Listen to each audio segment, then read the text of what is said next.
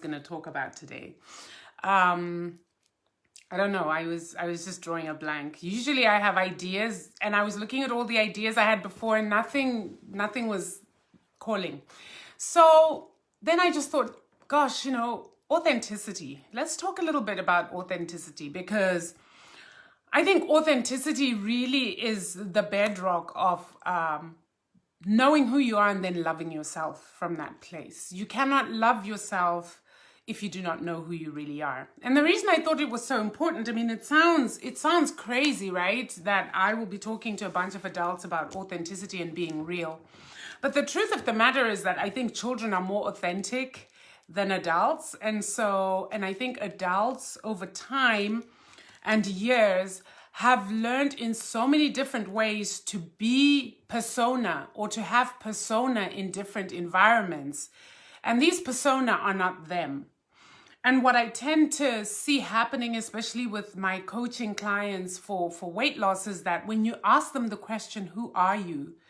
They're stumped a little bit, and they'll start defining who other people say they are and not necessarily who they think they are.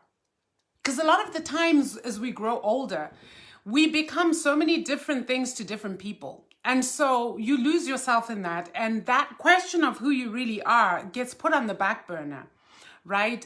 You learn to navigate spaces where people expect you to conduct yourself a certain way, so you put on that persona. We become apologetic about who we are. So I'll give you a typical example. This happens a lot, and I see it more with women my age and older than with the younger women. The younger women don't seem to care one bit. They're quite rude sometimes, but here's the thing. Someone will bump into you in a grocery store and you will apologize, right? I do it a lot, and I've become aware of it. Someone bumps into me and I'll be the one who says, oh, sorry. That is a conditioning that comes from two things. One, we have learned that niceness is the best way to be, right? Secondly, we have learned that we cannot take up too much space. You go into a public place, you go to a party, you go anywhere. Most of us will sit in a corner with our legs crossed. Men don't do stuff like that.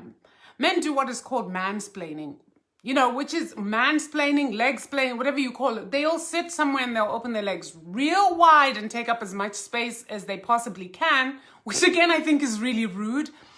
The reason I'm bringing these things up is because for myself, I found that in order for me to start healing, in order for me to start getting better, I really had to go to the core of who I was. I had to strip off all the different persona. I had to literally ask myself that question, who are you? And it took me a very long time to respond to that question. Because when I was glib about responding to it, I found that as I wrote things out, I'd be like, no, that's not you. That's not you. That's not you. And even if people said certain things about myself, it didn't ring true. If you've ever experienced that, drop me an emoji in the comments. I'd love to know what you're thinking, because I'm seeing that for me personally, to start my health and wellness journey, to start loving myself really as I am, I had to strip all those things and be authentic. I had to come out as the real me. Who is the real Barbara? And for me to be able to do that, I had to forget about what other people would approve of or not approve of. Now, this is a very tough journey, because it's a journey of self-discovery. And it's a journey in which you'll discover things about yourself that not only might you be ashamed of, not because they're necessarily good or bad. But society has told us what is good and what is bad. And so we have these judgments that we've internalized about ourselves, which, by the way, we also externalize and judge other people. And so it was very hard a journey to sit and acknowledge bits and pieces about myself that were really me that nobody else knew about.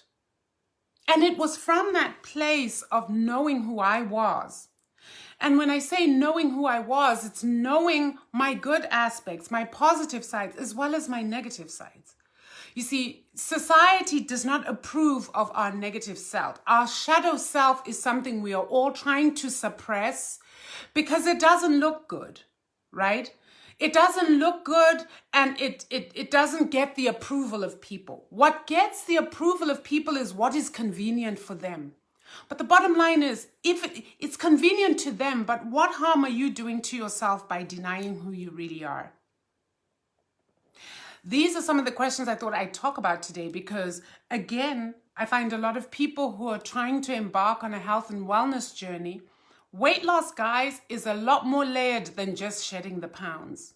This is something I found for myself, and this is something I'm finding with people that I coach who are trying to lose the weight. It's so layered and has a lot more to do with other things than just the weight on your body. The weight on your body, the fat on your body is a symptom of something else that is going on. And it essentially goes back to this issue of self-love. How do you love yourself if you don't even know authentically who you are? So, how do you get to know who you are? It's really simple, guys. Spend more time with yourself. There are different ways you can spend time with yourself. You can spend time in self-care activities. That's one aspect. But you can also spend time where you're sitting maybe with a notebook and a journal and you just start just let your mind go. It's called free flowing. And you ask yourself, type that question out. Who am I? Start writing out, and the first things that'll come out about who you are is everything else that everybody's told you you are. Then, hey Loki, thanks for tuning in. I appreciate you. Hey Renata, hey Griselda, thank you guys so much. I appreciate you for tuning in. So start writing under that question, who am I? Who am I? I am. Write it all out. And some of the things won't even ring true because it's what other people have said you are. As you continue, you will get to the core of the issue. You will get to the real. And sometimes you'll hesitate to write it out because writing it out makes it concrete. But do this in a safe space. Remember, it's you and you. If you believe in a supreme being, it's you, your God, and your angels or your ancestors, your guides and gods. You are well taken care of. You're surrounded by love.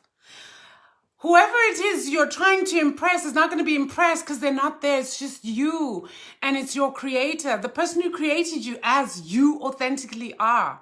Get to know that you. And know that you're fearfully and wonderfully and beautifully made.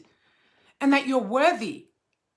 And then from that space, you can start appreciating who you really are. From that space, you can start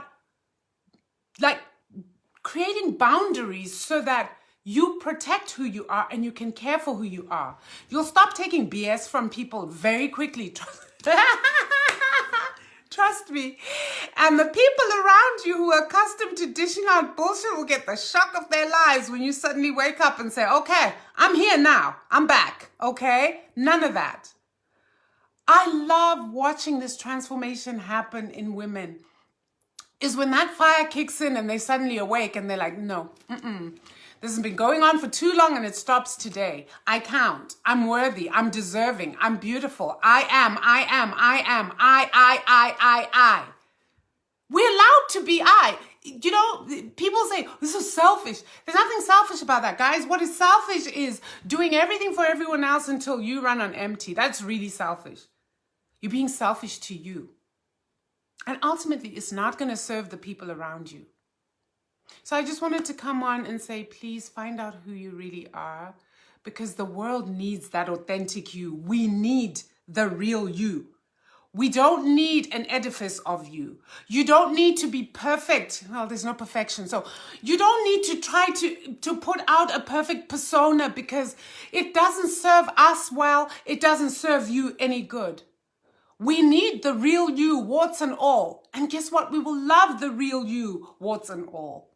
Believe it. Because you're already loved, warts and all. Find the real you. Love the real you.